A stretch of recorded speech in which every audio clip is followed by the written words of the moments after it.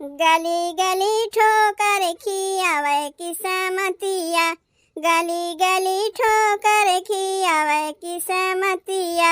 खियावे किस्मतिया, खियावे किस्मतिया, खियावे किस्मतिया, खियावे किस्मतिया, गली गली ठोकर खियावे किस्मतिया, गली गली ठोकर खियावे किस्मतिया। पहली ने किस्मत हरिश्चंद के देखी,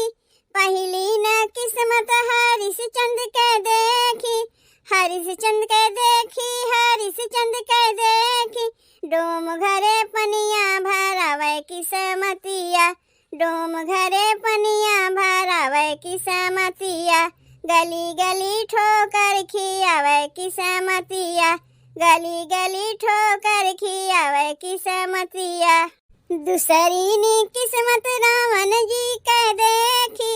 दूसरी नी किस्मत रावण जी के देखी, रावण जी के देखी, रावण जी के देखी, सीता के हरि के लियावे किस्मतिया, सीता के हरि के लियावे किस्मतिया, गली गली ठोकर खियावे किस्मतिया, गली गली ठोकर खियावे किस्मतिया। तीसरी ने किस्मत हनुमान जी के देखी, तीसरी ने किस्मत हनुमान जी के देखी, हनुमान जी के देखी, हनुमान जी के देखी, सोने के लंका जरावे किस्मतिया, सोने के लंका जरावे किस्मतिया, गली गली ठोकर खियावे किस्मतिया, गली गली ठोकर खियावे किस्मतिया।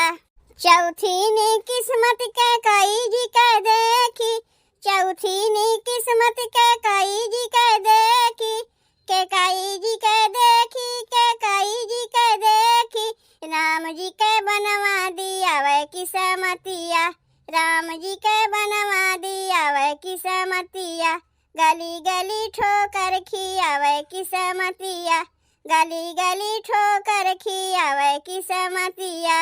पांचवी नी किस्मत राम जी के देखी, पांचवी नी किस्मत राम जी के देखी, राम जी के देखी, राम जी के देखी, रावण के प्राण हरे जाए किस्मतिया, रावण के प्राण हरे जाए किस्मतिया, गली गली ठोकर खियावे किस्मतिया, गली गली ठोकर खियावे किस्मतिया, खियावे किस्मतिया, खियावे किस्मतिया,